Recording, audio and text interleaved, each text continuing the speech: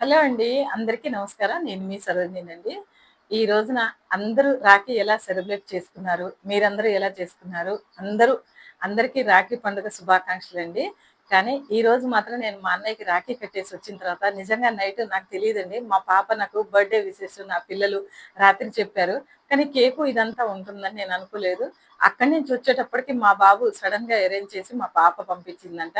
ఇంకా మా బాబు కూడా అందులో కలుపుకొని వాళ్ళిద్దరూ కలిసి ఈ సెలబ్రేట్ చేయాలి. తర్వాత రాఖీ పండుగ తర్వాత మా అమ్మ బర్త్‌డే సెలబ్రేట్ చేయాలని వాళ్ళు అనుకున్నారంట. అలాగే చేయించారండి. అలాగే కూడా అందరూ బావుండాలి. అందులో నేను ఉండాలని అనుకుంటున్నానండి. నా పిల్లలు, నేను ఈ మాత్రం ఇంత చిన్నగా నా బర్త్‌డే నా పిల్లలు గుర్తుపెట్టుకొని నాకు చేసినందుకు చాలా సంతోషపడుతున్నానండి. ఇంతకంటే సంతోషం వేరేది లేదండి. పిల్లలు మన కోసం చేస్తే ఇలాంటివి మనకు తెలియకుండా చేసినప్పుడు మనకి మన మనసులో నుంచి వచ్చే 2 చుక్కల కన్నీళ్ళు వస్తాయండి. కానీ అది నేను ఆపుకుంటున్నాను. నాకు ఇంత సంతోషం చాలండి నా పిల్లలు ఇచ్చింది. Thank you. ఈ వీడియో వాచ్ చేసినందుకు అందరికీ రాఖీ పండుగ శుభాకాంక్షలు.